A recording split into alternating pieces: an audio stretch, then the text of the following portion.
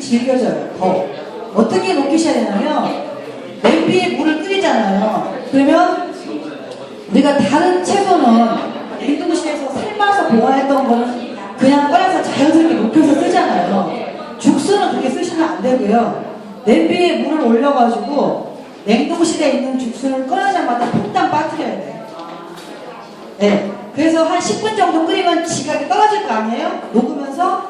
그러면 뚜껑을 덮어서 이 물이 식을 때까지 땡겨. 한 2-5시간. 그러면 돌아와요. 지 모양으로 돌아와요. 그냥 녹이잖아요? 찌글찌글해요. 네. 그게 다른 채소와 죽순의 차이예요. 그렇게 해서 짜가지고 담으셔야 돼요. 네. 아니에요. 죽순 염장도 하거든요. 걔도 삶아야 돼, 다시. 근데 걔는 더 삶아야 돼. 냉동보다. 돌아와요. 네. 뭐, 신비의 세계 경험하시는 것 같아요. 그러니까요. 이렇게 막 주름가, 그렇게 되거든요. 죽순만큼은 그냥 녹이시면 절대 안 되고요. 냉동된 상태를 물에다가 넣고 한 10분 정도 끓이면 이렇게 지가 떨어지잖아요. 이렇게 뭉쳐있는 게 떨어지면 녹잖아요. 그러니까 아, 녹을 만큼 얘가 삶아졌네? 얘가 녹았네? 그러면 불을 딱 끄시고 바로 헹구지 마시고요. 그냥 뚜껑 덮어서 그 물이 완벽하게 식을 때까지 한 2-3시간을 그대로 놔두면 원형으로 온다니까요. 그대로 돌아와요. 죽순의 처음에 삶았던 모양대로. 그렇게 쓰시는 거예요. 네, 저도 있어요. 지금 냉동 죽순. 너무 죽순을 좋아해서 짜가지도 담고 여러 가지 하는데. 제가 이거 오늘 파일도 드렸으니까 제가 포도식초 만드는 거를 그걸 제가 프린트를 해온다고 제가 어느 분한테 얘기했는데 그걸 제가 못했어요. 이게 프린터가 이상하게 생겨가지고 오후 거 뽑다가 나중에 뽑으려고 하니까요. 네?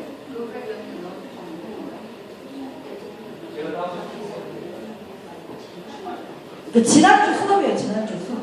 네, 이거 제가 USB 드렸으니까 밴드에 올라있는 다운도 받아서 쓰세요. 자, 배양에 이 효소에다가 과일을 갈아서 넣고 꿀 없어도 상관없어요. 뭐 발효액만 쓰셔도 되고 꿀을 조금 넣거나 아니면 설탕 넣으셔도 돼요. 설탕. 그런데 설탕을 넣게 되면 빨리 녹지 않기 때문에 지금 여기는 꼭 전화당을 넣는 거니까 전화당에 된 꿀을 넣는 거거든요. 바로 드실 수 있게. 그러면 이렇게 해가지고 한 2-3일 놔두면요 확 미생물이 이렇게 힘이 세져요.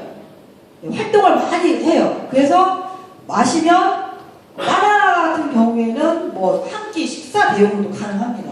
이렇게 해서 드시면. 그러니까 미생물도 많이, 그러니까는 그러니까 생명체가 사람 움직이는 거를 많이 섭취한다고 생각하시면 돼요. 오래된 발효액.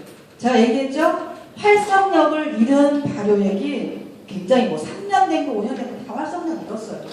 그냥 식품이 가지고 있는 성분이 추출된 설탕물로 변하는 거예요. 단물로. 그거를 생명력이 있는 그런 발효액, 효소액으로 배양을 하셔서 이렇게 드시는 방법이 있고, 그거는 양념에 쓰시면 돼요. 조미에. 그렇게 오래된 발효액은. 그래서 이런 방법이. 사과도, 선생님, 네. 꼭 꿀을 넣어야 돼요? 안 넣어도 상관은 없는데, 제가 얘기했죠. 어떠한 당이 첨가되지 않은 배양이 안 돼요. 먹이가 없잖아요. 미생물의 먹이가. 먹이로 당을 넣어주는데 설탕을 넣게 되면 2-3일 안에 잘 녹지 않아요. 그러니까 꿀을 넣어주는 거예요. 네, 제가 이거 산화초 자체요. 이거 어차피 뭐 다운 받으시니까 힘들게 사진 찍지 마시고요. 이 망초잎, 저도 강원도에서 올해 그 산나물 뜯으러 간 날 망초를 후대로 하나를 뜯어갖고 지금 말려서 해놨는데 겨울에 먹으려고 해놨거든요. 망초잎 아시나요? 네.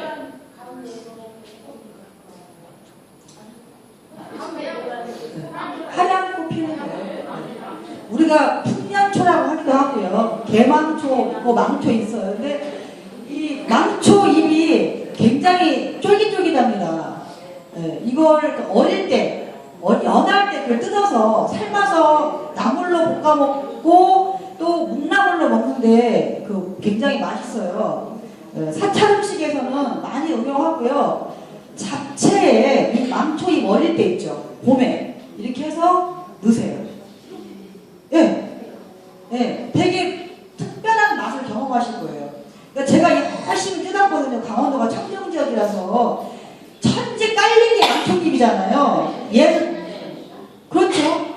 천지 깔린 게 망초잎인데 저 간선도 옆에서 캐면 안 되잖아요. 근데 저는 봄에 마침 그 홍천에 가는 일이 있어서 거기에서 또 어마어마하게 뜯어왔죠. 그래서 삶아서 말렸어요. 근데 그 바로 삶아서 이렇게 하셔도 됩니다. 네? 말린 잎은 다시 삶아서 이제 또 불려서 묵나물처럼 그렇게. 근데 색감은 없죠. 이 망초잎은요, 이때 하시면 그 색깔이 있죠. 그 시금치 색깔. 네, 그렇게 나서 되게 좋아요. 한입 한입 해가지고 맛도. 그러니까 제가 망초잎을 그렇게 많이 뜯으니까 우리 신랑이 저게 무슨 맛이 있을까? 너무 많으니까. 얘가 봐도 풀을 이렇게 막 뜯는 것 같이 보이잖아요. 제가 그걸 가지고 와서 삶아서 널면서 그걸 제가 한번 해줬거든요. 그랬더니 이것도 향이 있네? 그런 말을 하더라고요. 그래서 망초잎 어릴 때 뜯어서 해놓으면 되게 맛있어요. 네, 그리고 어쨌든 절에서는 되게 많이 먹습니다. 그래서 양념장도 설탕 대신에 이 산양초 발효, 다른 거 상관없어요. 산양초 발효가 아니어도 돼요. 오셔서 하시면 되고. 자, 이제 바로 효소액 만들기예요. 일단 질 좋은 재료를 선택을 해야 되죠. 네, 계절에 따라서 오염되지 않고 좋은 재료를 깨끗이 씻어서 준비를 하고요. 자, 재료 자르기나 갈기인데요.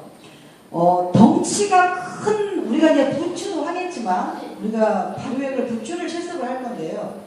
부추의 경우에도 한 3-4번 잘라주는 게 좋아요. 그냥 부추를 이렇게 길이대로 하는 것보다. 왜 그럴까요? 자, 양파도 자르는 게 좋아요. 한 4번. 무는 위아래로 이렇게 갈라요. 무 같은 경우는 길이대로. 그래야 나중에 쓰기가 좋으니까.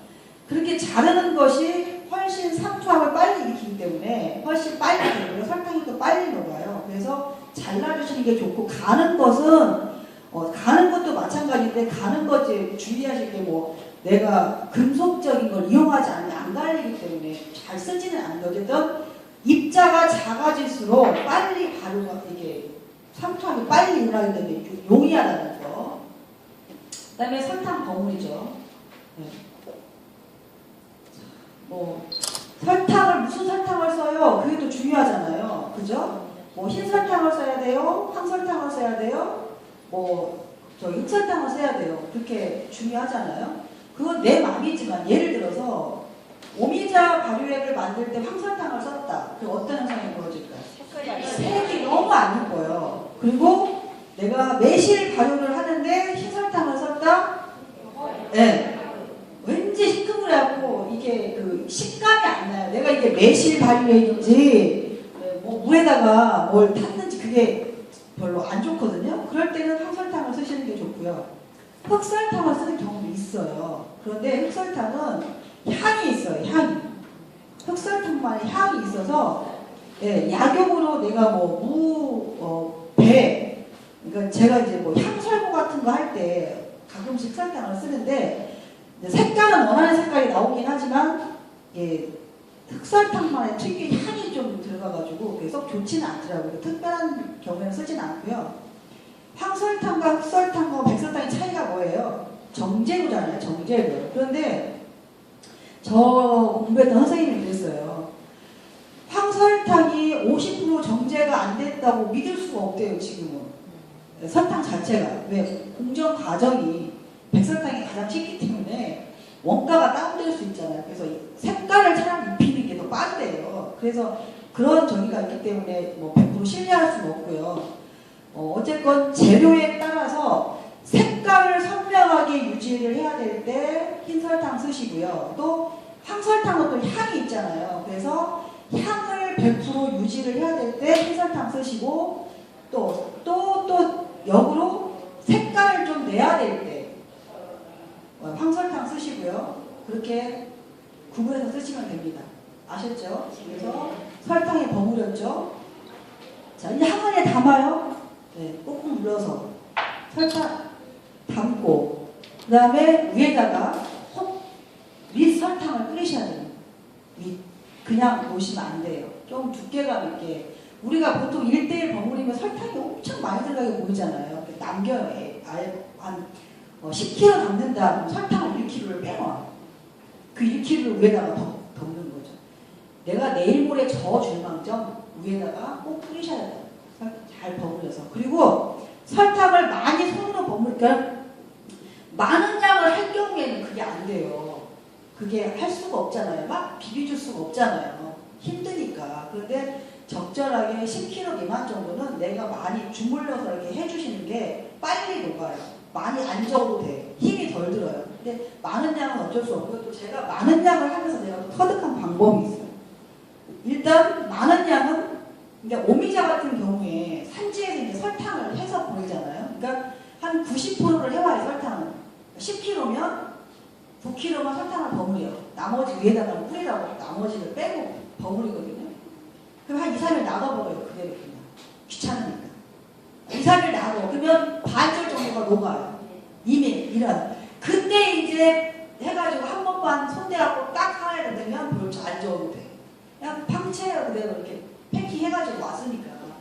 힘들잖아요. 처음부터 이렇게 하게 돼요. 그래가지고 한 2, 3일 지난 다음에 한 번만 해가지고 딱 위에다가 설탕 이렇게 해놓으면 한 번 내지 한 2번만 저어주고 설탕을 먹더라고요.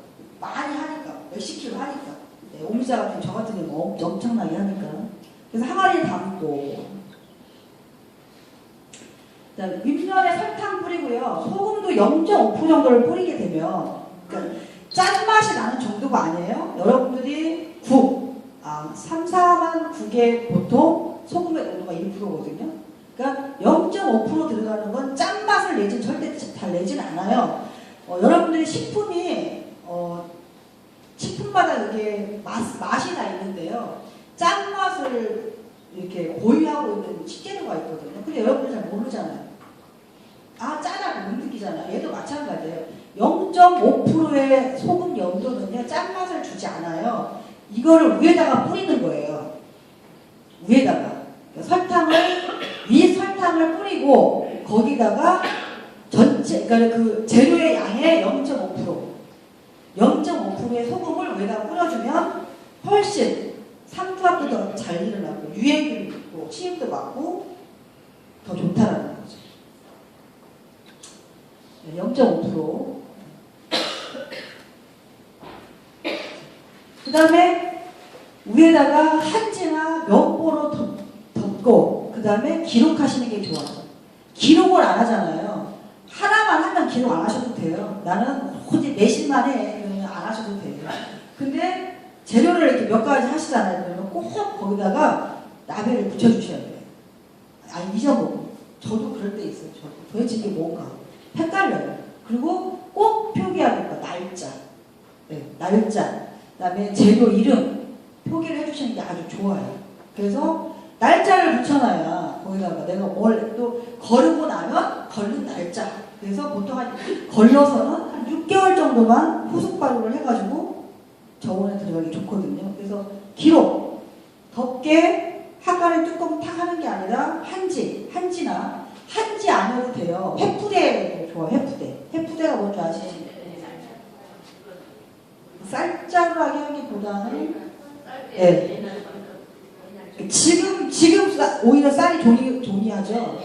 그전에는 쌀자루는 다 뭐예요? 마대자루잖아요. 그러니까 그 회푸대, 밀가루 푸대 같은 그 종이 있잖아요. 그거를 덮어서 고무줄로 밴딩하고 이렇게 해놓으셨던 거. 아니면 저는 뭐 면보를 키친타올은 그 라인 있죠. 거기에도 들어가요. 거기에 들어가서 큰 거는 이제 그러니까 항아리를 다 덮여. 요즘에 또 키친타올에 빨아 쓰는 키친타올 아시죠? 그거 괜찮아요. 그거는 뭐 거의 뭐 종이가 아니니까 빨아 쓰는 키친타올로 이렇게 항아리 뚜껑이 이렇게 면이 되면 그거 하셔도 되고요. 저 같은 게 다 면보를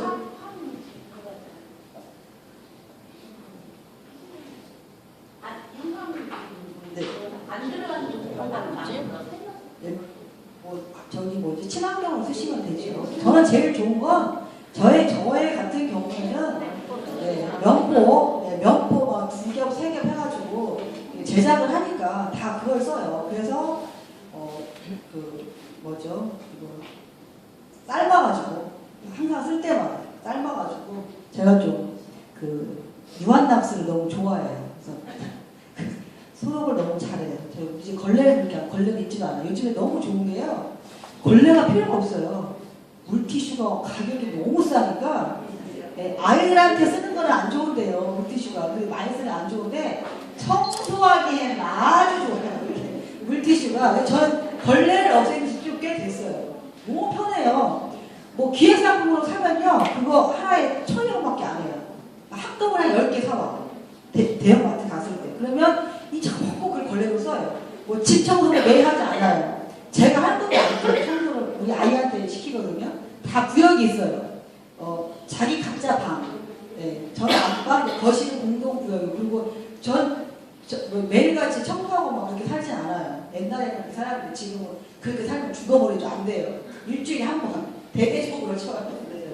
그럴 때 물티슈 갖고 이렇게 닦죠. 너무 좋아요. 걸레도. 근데 걸레는 안 해도 아무튼 이 면포를 제가 이렇게 수업할 때 가지고 다니잖아요. 꼭 가져가서 이렇게 소독해서 쌀면으로 해가지고.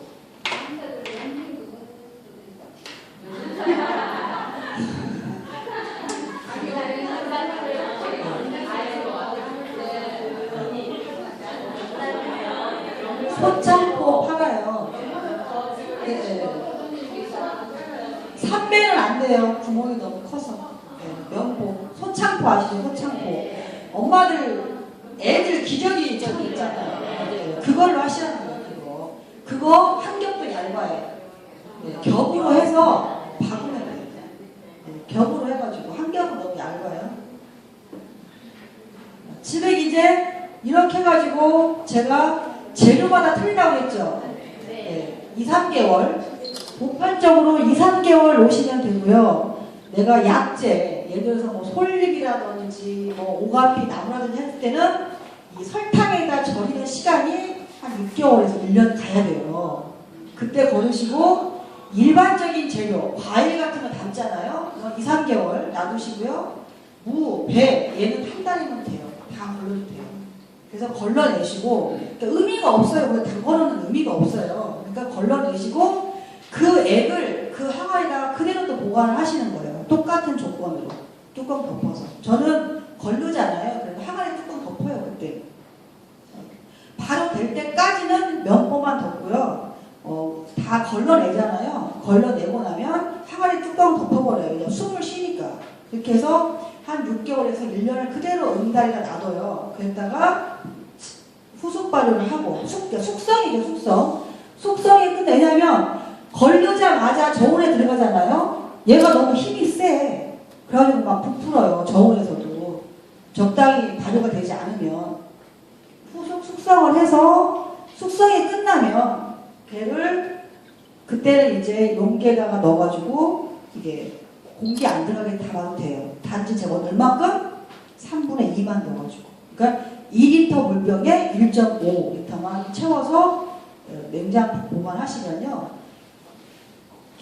뭐죠? 기간이 한참 지나도 활성력이 그렇게 떨어지지 않아요. 제가 그리고 지난주에 뭐 가져온다고 했어요? 식초 가져온다고 했죠. 아까 쉬는 시간에 맛보라고 송순 식초예요. 감식초는 없더라고요. 보니까. 제가 냉장고 보니까 없고. 얘는 송순 식초인데요. 곡초예요, 곡초. 송순 막걸리를 만들고, 그게, 우리가 이제 그 송순주 지난번에 그 담아놓은 거, 우리가 이 수업 끝나기 전에는 먹어볼겠죠, 그죠? 그때까지 될 거니까. 가져가세요, 누가. 그래서 물 희석해가지고 설탕 좀 쳐가지고요, 이렇게 만드세요. 제가 그렇게 한 거예요. 그러니까 송순 막걸리를 걸고, 너무 제가 아까워서, 여기다가 물을 조금 찌클고 설탕을 좀 찌클어서 다시 해가지고 그 지백을 걸러서 이렇게 제가 만든 거예요. 이게 2011년에 만들었더라고요. 라벨이 2011년부터 있더라고요. 그래서 맛보세요. 그러니까 제가 가져온다고 해서 가져온 거예요. 자, 부위별 발효 효소액의 종류 만들기예요. 자, 열매로 만든 효소의 특성과 종류.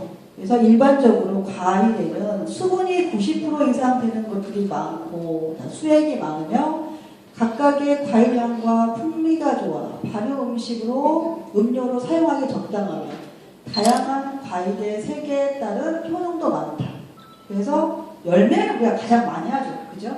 열매. 과일 많이 하잖아요. 매실도 과일이잖아요. 열매잖아요. 그래서 붉은색 과일은 안토시아닌. 그리고 안토시아닌이 뭐가 많대요, 지금? 안토시아닌. 그러니까 안토시아닌이 무슨 작용을 한다고 막 맨날 떠들잖아요. 네, 항암 작용한다고 그래요. 그래서 안토시아닌, 그러니까 뭐 블루베리나 그런 색감을 가지고 뭐 가지도 마찬가지고요.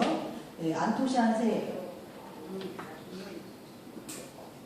뭐 이게 뭐 눈의 피로를 풀어주며 뭐 소염작용도 하고 뭐 항균 콜레스테롤 저하작용도 하고 뭐 이거 보면 막 완전히 막 약장사 같아요. 네, 어쨌건 열매에는 뭐 리코펜, 뭐 베타카로틴, 베타카로틴은 뭐예요?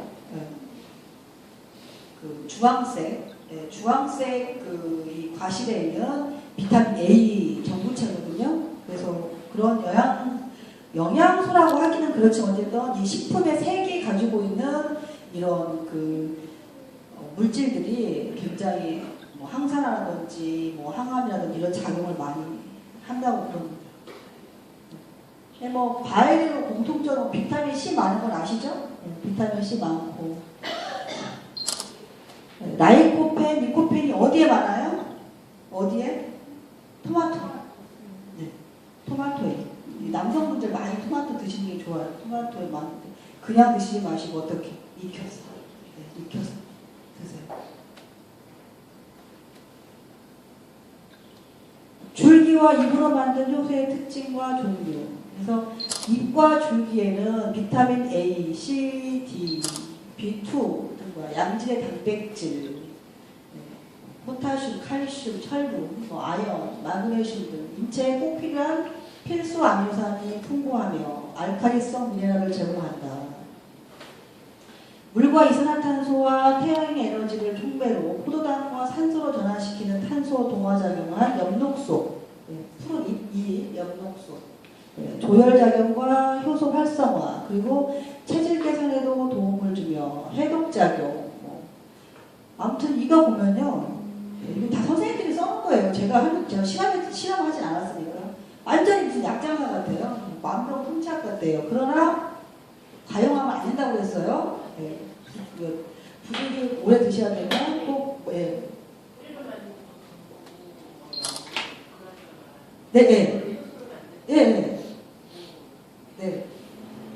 뿌리로도 만든다는 거죠. 그러니까 사람들이요, 산야초 특히요, 막 뿌리채 캐간다고 하잖아요. 제가 경상도 어디 선생님의 이 발효의 책을 보면서 느낀 게요, 돌배나무가 남아나질 않고요. 그러니까 글을 썼어요. 글을 이렇게 썼는데 돌배나무가 남아나질 않고요. 그러니까 아니 왜 열매만 따가야 되는데 따기 힘드니까 비어버리는 거야. 계곡소와도 마찬가지고요. 아니 민들레는 좀 뿌리만 밑파리만 뜯어가면 될 걸 뿌리채 캔데 민들레는 또 뿌리도 좋아해요.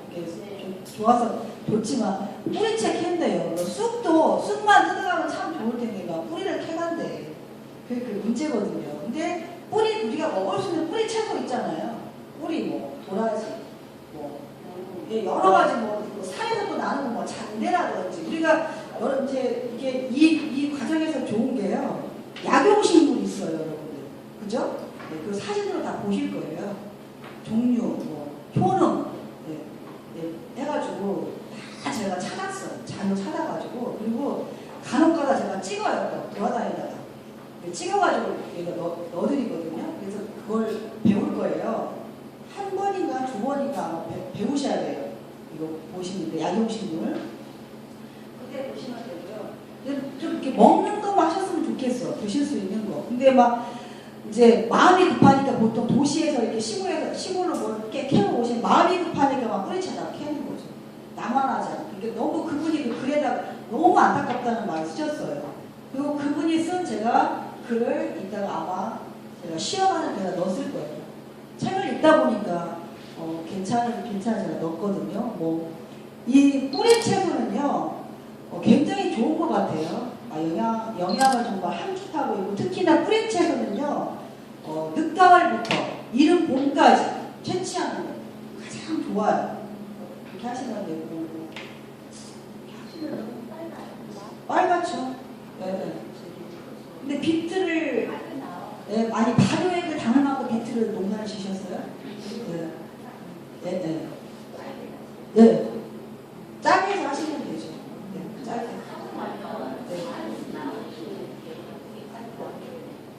네. 네. 근데 그렇게 담을 만큼의 비트가 있냐 이거죠. 농사를 짓지 않아요. 네. 저도 비트 잎을 따먹으려고 4개 정도 심어요. 봄에 이렇게 따먹거든요. 잎으로 섭취를 하는데 어느 정도 돼야지 하지. 요만한 항아리요? 같이 해도 돼요. 조금씩 하세요. 섞어서 하세요. 비트만 하죠. 너무 색이 진하니까. 그 비트를 저는 딱 4개 심어요. 이파리 따먹으려고 비트는. 네. 마늘, 우엉. 마늘 같은 경우에는 담으셔서 그것 가지고 양념으로 드시면 돼요. 생강도 참 좋습니다. 얘는요, 생강을 담잖아요. 담으시면요, 발효액으로도 활용하시고 차로도 드셔도 돼요. 얘는 생강차. 네, 끓여도 좋고 아니면 안 끓여도 좋고. 아니요, 그냥 썰어서. 네. 평강은 끓여야 되거든요. 그런데 설탕이나 이렇게 절여졌던 생강을 평강을 하면 얘가 펴지지 않아. 평강을 하시려면 그냥 잘라서 그때 바로 하셔야지. 네, 바로 하셔야지. 그 발효를 시키면요, 얘가 완전히 쭈그랑 방태기가 돼가지고 평강은 펴지지 않고요.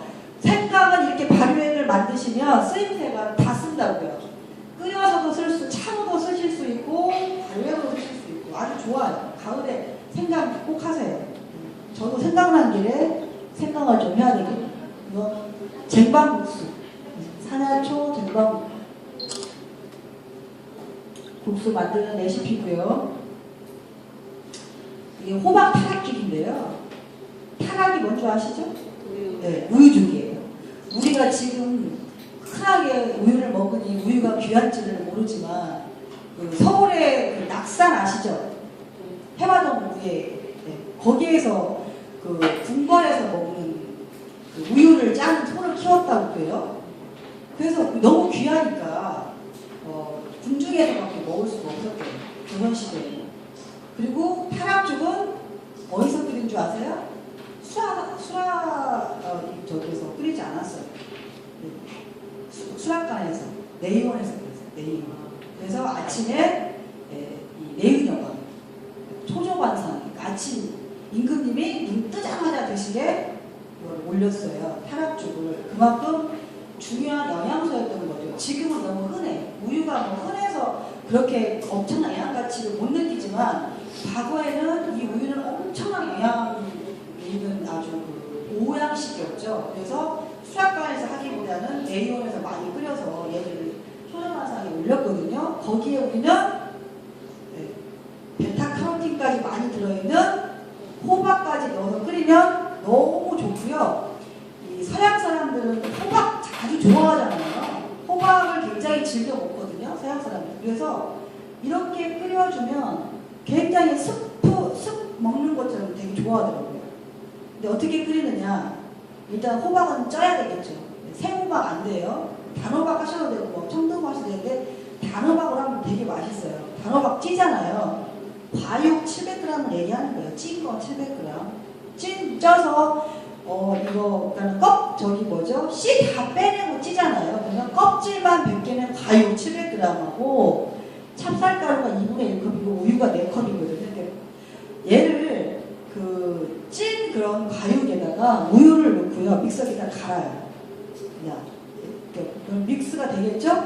그리고 찹쌀가루가 2분의 1컵이면 물을 한 2컵 내지 한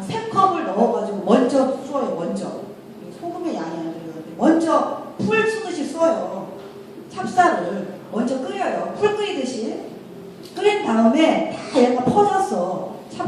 찹쌀죽이 먼저 다 퍼졌으면 이 호박하고 우유 넣어서 확 가른 거를 마지막에 부어서 한 번만 부르르 끓일 때까지만 끓이셔야 돼요. 우유는 자꾸 끓이면 어떻게 돼요? 응고돼. 그래서 살짝 끓이신 다음에 내기 직전에 소금 간 하셔야 돼요. 내기 직전. 소금이 빠졌네. 굉장히 뭐 식사 배용이나 간식은 물론이고 이게 굉장히 아무튼 숲처럼 그런 느낌이 있어요. 너무 얘는 스프는 크림 스프는 느끼하잖아요. 얘는 우유만 넣기 때문에 느끼하지도 않아요. 굉장히 담백해요. 그리고 요리도 될 수 있고 영양도 아주 좋죠. 그래서 호박탕을 쫄면도 있네요. 다 받으시니까 김치가 들어간 드레싱을 써요. 김치 드레싱 나오고 개성식 강된장. 강된장이 뭔지 아시죠? 짜박짜박하게 해서 쌈싸먹는 된장이에요. 이것도 제가 넣으려고. 자, 재료별 효소 담게요. 쑥효소. 봄에 한 5cm 나와 있을 때 굉장히 제일 좋고요. 싹이 나오기 전에는 뿌리만 캐서 담아도 돼요. 뿌리. 네? 가을 쑥은 수분이 너무 없어서 안 돼. 잘 안 해요. 수분이. 제가 얘기했죠. 저희 밭에 쑥 뿌리 캐러 오시라고. 그리고 5월, 여름에도 생간지방에서는 쑥잎 뜯어가지고 따로 해먹거든요. 되게 연해요. 고집이 높은 데는. 쑥 뿌리는 지금 말고, 지금은 잎으로 다 양타, 이게 기온이 올라가서요. 다 시들고, 털이 받고 다 시든 다음에, 차라리 겨울에 캐시는 게 좋아요. 청정지역에서 캐셔야 돼요. 개천가에서 캐시면 안 돼요.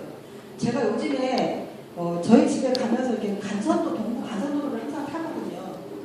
그 도시농구 해가지고 텃밭 바꿔요. 근데 그 동부 간선도로 보면 이제 배추를 많이 심으셨어. 이렇게 누구냐 있고 내가 참 답답해요. 이쁜 꽃이나 심지. 이 매연 때문에 얼마나 이게 오염이 되겠어요. 그런데 거기다가 이제 배추를 다 심으셨어. 드시더라고요. 그리고 그 달래가 굉장히 잘 퍼지는 그 알뿌리 채소인데요. 동부 간선도로에서 그러니까 창동 지하철로 지나면서 거기까지 수락까지요. 그 왜 중앙분리대회 이렇게 풀 나잖아요. 달래가 쪄있어. 엄청나요. 어마어마해요. 근데 그거는 먹을 수가 없어요. 봄만 되면 풀보다 걔가 먼저 나와요. 저는 아니까 그게 눈에 보이는 거예요. 그냥 지나다니는 사람 모르죠. 저것도 풀인가 보다. 근데 저는 아까워 죽겠어요. 거기에 그렇게 난 게. 얘네들이 불쌍하고 너무 잘 자라요. 근데 먹을 수는 없잖아요. 얘네들이 먹을 수는 없잖아요. 쑥 효소. 봄에 쑥이 좋고요. 겨울에는 뿌리. 민들레. 전초를 다 써요. 민들레는. 꽃이 피었어도 되고요. 뿌리까지 다 괜찮아요. 이파리 괜찮고. 하얀 민들레가 토종인 거 아시죠? 하얀색 민들레. 근데 참 신기한 게요. 그 노란 민들레는요. 뽑아다가 심으면 너무 잘 자라거든요. 얘들이. 하얀 민들레는 죽더라고요. 네, 죽어버리더라고요. 그래가지고 제가 씨를 지금 받아왔어요. 심어보려고. 안 나요. 그게 참 신기해요. 노란 민들레는 아주 그렇게 잘 자랄 수가 없어요. 저희 집에 노란 민들레가요. 돌나무를 다 잡아먹었어요. 이게 그러니까 공간 돌나무를 자라지 못하게 막 민들레가 커져가지고. 근데 하얀 민들레는 제가 우리 시골에 민들레가 있어서 그렇게 하다가 심었거든요. 죽어요. 그래서 이제 씨를 받아서 심어버려요. 그래, 어쨌든 한번 심어봐요. 근데 그 장에서는 잘 나요. 네, 자동으로 이렇게 번지는데, 그러니까 저희 어머니가 돌아가실 때 우리 앞에 텃밭에 막 하얀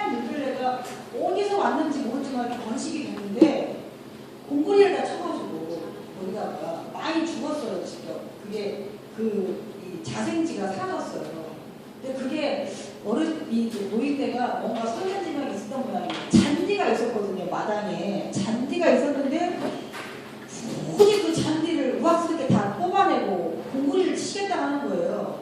공구리 치고 돌아가셨어요. 근데 너무 잘한 게 그 공구리 안 쳤어 봐요. 풀이 마당에 난리 날 거 아니에요. 사람이 안 사니까.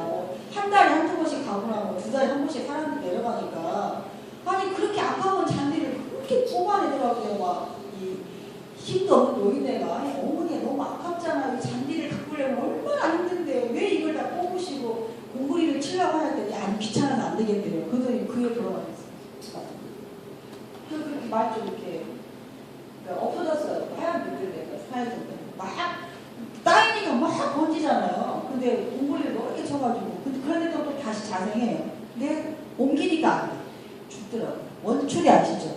우리가 약용식물 할 때요. 원추리하고 비슷한 독초가 있거든요. 네, 그거 구분하는 거 제가 보여드릴 거예요. 네, 근심을 느껴준다고 해서 헌초라고 한대요. 헌초. 술은요. 중국의 소동파 시인이요. 네, 이 근심을 쓰는 빗자루라고 했어요. 그 시에서 술을 적당히 먹어야죠. 적당히. 너무 네, 과음하면 안 되는데.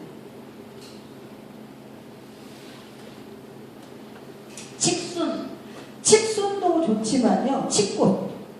7월달 아주 좋아요. 칡꽃으로. 네. 근데 채착이가 좀 힘드시죠.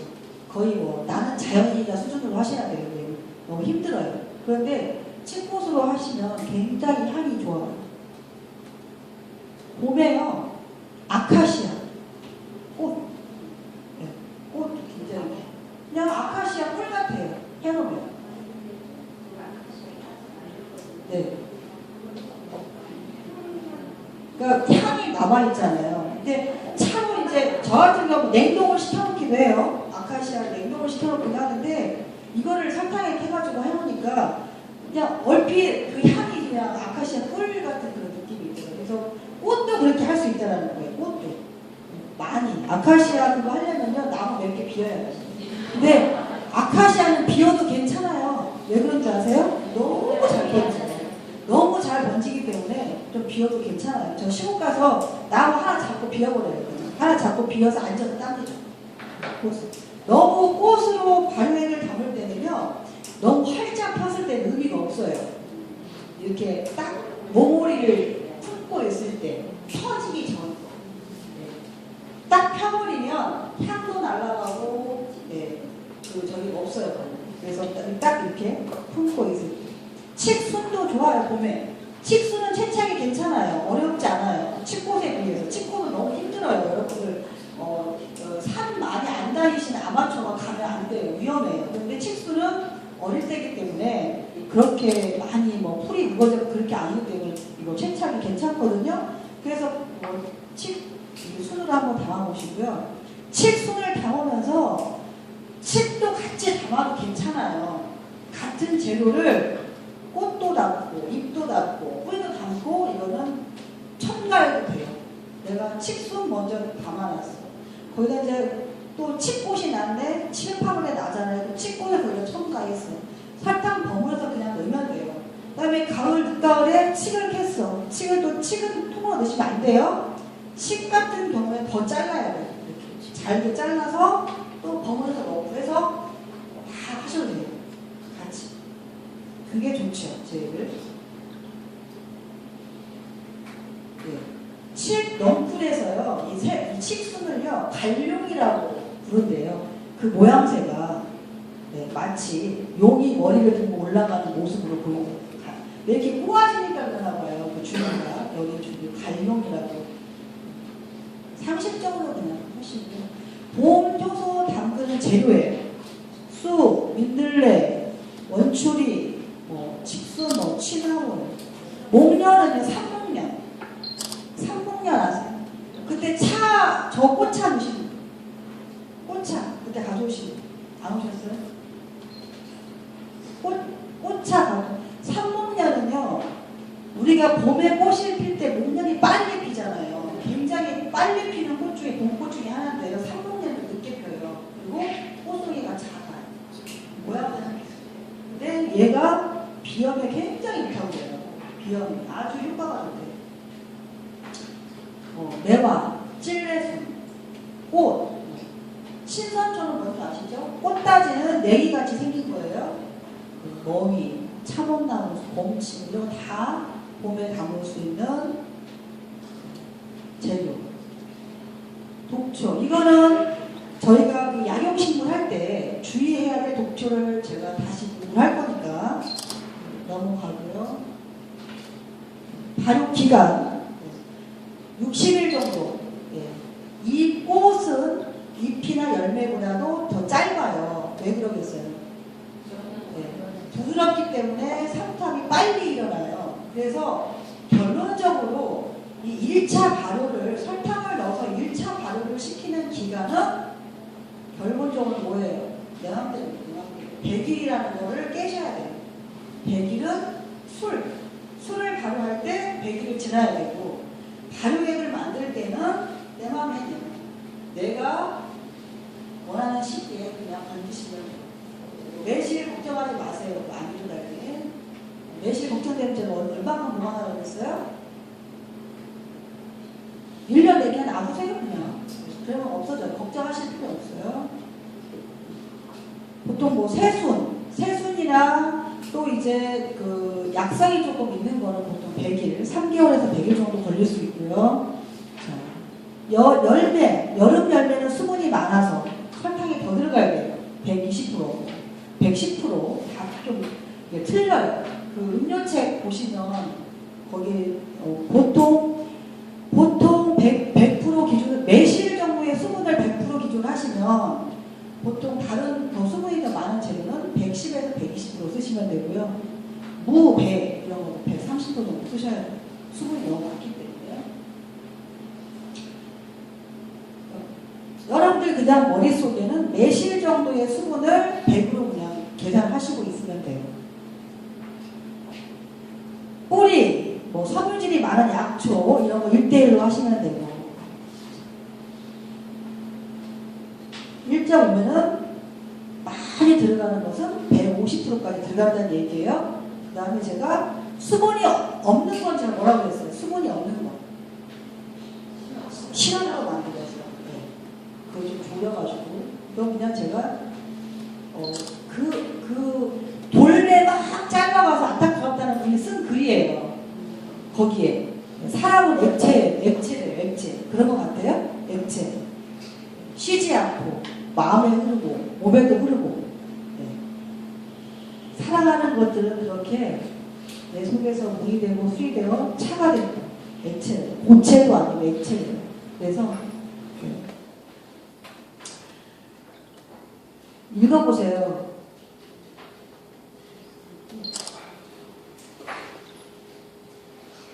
따로 다르시니까 사진 안 찍으셔도 되고요. 전문의 선생님. 참 좋지요. 그죠? 네. 사람은 액체라는 게 제가 굉장히 공감했어요. 고체도 아니고 액체라는 게 기체도 아니고. 이분 책을 제가 봤거든요. 그 책 쓰기 전. 그랬더니 이런 시를 쓰셨어요. 그래서 제가 참 공감이 돼서 제가 여기다가 실어놨었거든요. 앵두 요소 담기. 앵두가 뭔 줄 아시죠? 네, 저도 올해 앵두나무 하나 심었어요. 올해.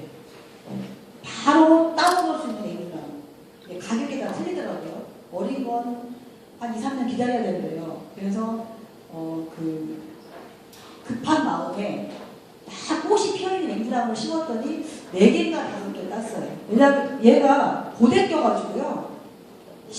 옮겨 심었잖아요. 안 열려요. 네, 내년을 이제 기대를 해봐야죠. 그래서 앵두 담으시고 1대2가 아니라요. 1대1.2예요. 죄송해요. 1.2, 120%. 그죠?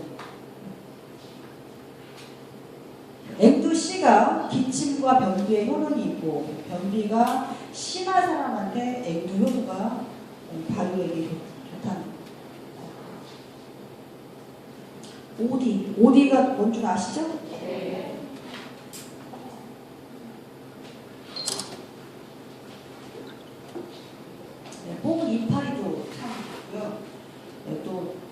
그 뽕이 어디에 좋아요? 이게 당뇨에 굉장히 좋다고 그러잖아요. 그러다 보니까 뽕 그 나무 뿌리 이렇게 말려서 차로 끓여 드시잖아요. 저 아는 언니가 당이 좀 있어서 시골가 산뽕 이렇게 재배한 거 말고요. 산뽕나무를 하나를 잡아가지고 그 뿌리를 제가 캐가지고 갖다 줬는데 죽는 줄 알았어요. 이번에 갔는데도 났어 옆에서. 신기해요. 얘를 이렇게 칡처럼 이렇게 막 길게 뻗어 있는데 다 캘 수가 없잖아요. 사망을 정해서 그러니까 막 굵은 거 한 3개 정도 캐내고 그냥 이렇게 묻었거든요. 우리 산에 있는 뽕나무 그랬더니 올해 갔더니 옆에서 새로 났어요. 뽕나무. 그 뿌리가 좋대요. 당근에. 특히 뿌리가. 근데 뽕잎 어릴 때 뽕잎 따셔가지고 뽕잎도 똑같이 짜같이 담으셔도 돼요. 뽕잎도 되게 좋아요. 예, 괜찮아요. 예. 뽕잎, 김치, 심지어는요, 뽕잎을 김치에 드셔도 되고요. 아까 삼채 있죠? 제가 지지난주에 담양 갔다고 그랬잖아요. 거기 그 남도 음식 축제에 보니까 삼채 김치가 요즘 대세예요. 그래서 이파리 뿌리까지 부추김치 담듯이 담는데 뿌리까지 붙여가지고 이파리를 이렇게 담아서 그걸 내놨더라고요. 삼채 김치. 드실 수 있는 방법은 굉장히 여러 가지예요. 봄에 샐러드처럼 새콤달콤하게 무쳐서 드시고 봄에 이파리 몇 번 자른다고 하더라고요. 저도 그걸 좀 심어볼 계획인데 그래서 잎으로 그렇게 드시고요. 뿌리 드시는데 이때쯤 되면 이파리 막 더위 지나고 이제 좀 이렇게 초과할 때 잎과 뿌리 다 캐가지고 김치도 짜맛이 담더라고요. 오디 안토시아닌 포도에 뭐 23배나 들어있대요. 오디가 검은콩에 9배, 흑미에 4배. 이게 또 오디 어떤 분들은 오디 이거 하셔가지고 그 숙취해소에 좋다고 또 많이 드시더라고요. 개개인 차는 있어요. 개개인 차. 오디를 갈아서 먹어요. 예, 갈아서. 엑기스를 나무가 갈아서. 그건 너무 좀 괜찮아요. 그대로요. 네. 오디는 1대1이거든요. 네. 가져가 안 되고. 좀 더 하셔야 돼요. 네. 오디. 여기 있나요? 오디도 앵두처럼 한 1.2 정도 하셔야 돼요. 오디도. 1대1 수분이 많은 재료는 안 돼요. 그러니까 여러분들 머릿속에 매실은 딱딱하잖아요. 열매가. 그런 열매는 1대1. 묽어지는 열매는 120. 1.2. 1대 1.2. 그렇죠. 네. 10kg면 12kg 드시라는 얘기예요. 설탕. 네, 설탕. 그러니까 우리가 보통 설탕의 양을 1대1로 넣어야 된다고 우리가 알고 있잖아요. 상식적으로. 그런데 수분이 많은 재료일 경우에는 1.2. 120%를 넣어야 된다는 거죠. 오디 요소도 많고. 이거예요. 한박꽃이라고 하기도 하거든요. 목련을. 이거 우리가 그냥 목련이라고 하지 않고요. 제가 약용식물 할 때 사진을 제가 보여드릴게요. 목련, 삼목련. 이거를 그냥 한박꽃이 우리가 알고 있는 한박꽃이 아니에요. 얘는 한박꽃이라고 하는 데가 있어요. 그래서 얘를 이렇게 담는데 얘는 5월달에서 6월달에 이렇게 꽃이 펴요. 우리 일반 목련은 되게 빨리 피잖아요. 얘는 조금 늦게 피고 산간지방에 가면 목련이 이 삼목련이 되게 많아요. 근데 이 비염에 굉장히 좋다고 이거를 차로도 많이 드시거든요. 살짝 증제해서 말리거나 아니 덮어요. 네. 이거 성분면 네. 말린 거 타기도 하잖아요. 네. 그거 그럼 시럽으로 안 돼요. 차로 그건 이미 다 산화가 다 돼버려서 별 의미 없고요. 이 발효액 만드실 때는 생물 채취하셔서 하시고 그렇게 말려서 이거 삼목련 그 차로 굉장히 많이 나와 있어요. 근데 또 왜 이렇게 막 이렇게 그 지퍼팩에 넣어가지고 파는 건 또 이게 또 신뢰가 안 가요. 그게 그 차가 저는 또 그 강원도에서 이거를 제가 필요하면 보내주세요. 꽃차를 지금 약간 꽃차를 만드는 방법이 2가지예요. 살짝 증제를 해서 그냥 건조를 하거나 덮거나. 근데 일반적으로 잎차는 덮는 방법을 택하고요. 꽃차는 징계를 합니다.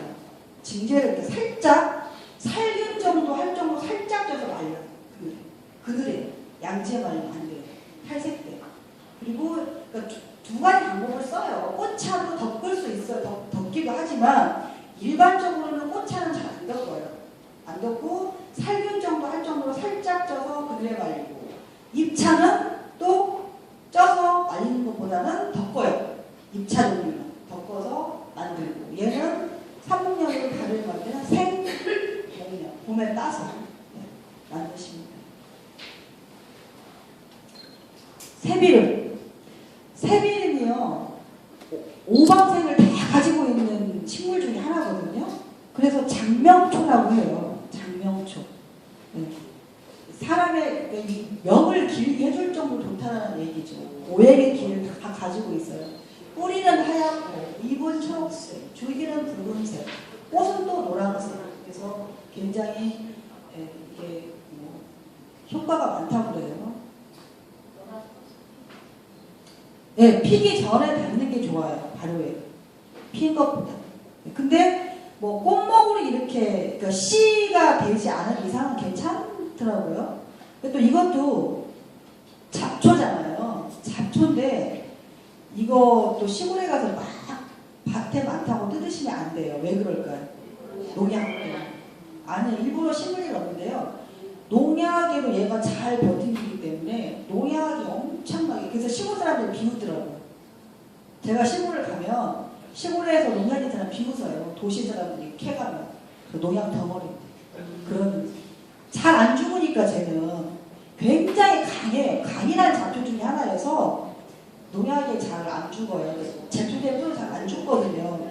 그러다 보니까 사람들이 많이 캐가는데 거기에서 계시는 분들 비우더라고요. 옥살산 너무 많이 드시면 요로 결석 나올 수 있어요. 이게 저기죠, 시금치에 녹 있죠. 그래서 생으로 안 먹잖아요. 시금치 데쳐 먹잖아요. 개복숭아효소. 네, 조금 있는데, 개는 참이 아닌 가짜라는 뜻인데, 이게 보통 야생 어떤 그 식물을 얘기할 때 개자를 많이 써요. 우리가 그냥 이렇게 비속어에서는 개자가 들어가면 안 좋은데, 식물에서는 개자가 들어가면 약간 야생, 이렇게 자연 이런 걸 하죠. 개복숭아도 좀 난리예요. 예, 너무 많이 채취를 해가지고 저희 산에 많아요, 개복숭아. 이걸 털이 이렇게 많기 때문에 그대로 담으시면 안 돼요. 그대로 담으시면 안 되고요. 그러니까 송순도 담으실 때요, 송화가 피면 안 돼요. 송화가 지방 성분이 굉장히 많거든요. 그래서 너무 많이 떠요. 그러니까 송순을 담으실 때 가장 좋을 때는 송순이 나와가지고 얼마 안 됐을 때, 송순도 안 피고 솔잎도 안 나왔을 때, 아주 어린 게 가장 좋아요. 향도 부드러워. 근데 따도 양이 안 들어. 그때는 왜? 크기가 작기 때문에. 그래도 그때가 가장 좋고요. 개복숭아도 그냥 담으시면 절대 안 되고, 푸대, 양파 망에 넣어가지고 이렇게 문지를 잘 문질러가지고 그렇게 해서 다 털을 다 제거를 하시고 담으셔야 돼요. 물기 빼신 다음에. 개복숭아는 1대1로 담으셔도 괜찮아요. 개복숭아는. 여름에 담는 효소 제로에 질겨도 엄청 많죠. 산에.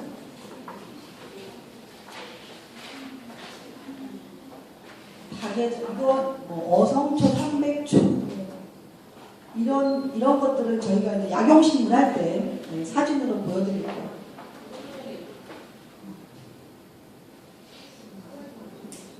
네? 까마중이 굉장히 육류를 드신 다음에 탈락이 아주 좋다고 그래요. 까마중이. 까마중 뭔지 아시죠? 새카만 열매. 제가 나중에 사진 보여드릴게요. 이게 좋다고 하니까 우리 근이는 이거를 따야 되잖아요. 이거를 굉장히 이렇게 나오진 않지만 귀찮으니까 언제 작년에 갔더니 그걸 다 뽑아가지고요, 창고 저기 이렇게 넣어놨더라고. 뭐해 그거를 나중에.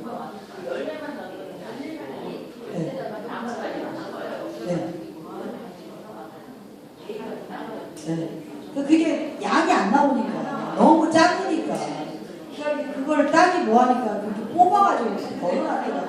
어쩌라고.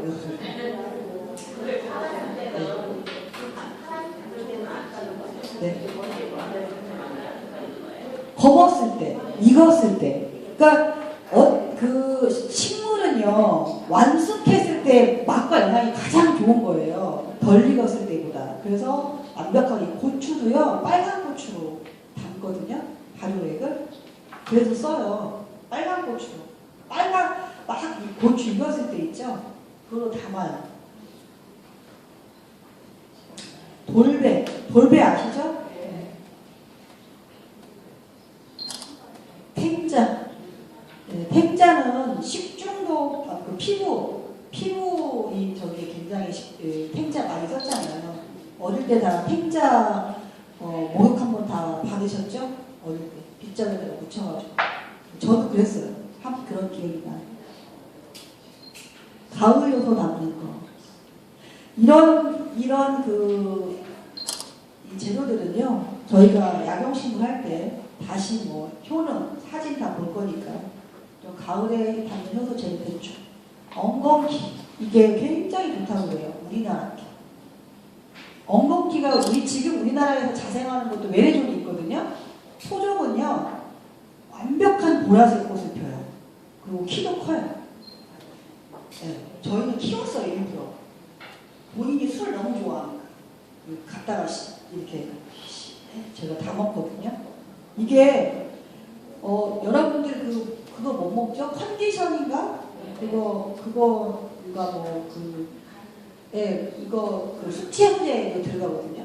엉겅퀴가. 근데 시체에다가 심는다. 네, 그 원료를요 독일에서 수입해 온대요. 근데 이 학자들이 검사를 해보니까 우리나라 토종 엉겅퀴가 뭐 효과가 몇 가가 많대요. 네. 네. 근데 웬만하면 뿌리는 살려주시고요. 네. 이게 이렇게 크잖아요.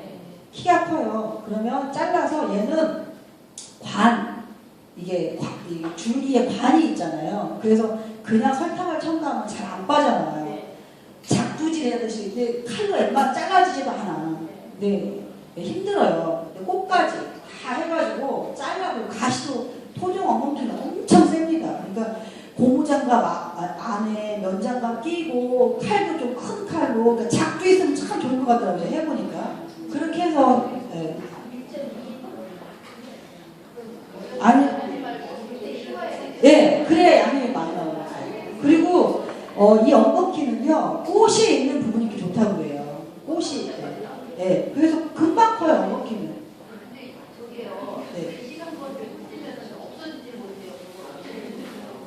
근데 제가 해보니까요 농사 이렇게 시골가서 보니까요 외래종하고 토종을 구분 잘 못해요 일반인들. 저도 안지 얼마 안 됐어요.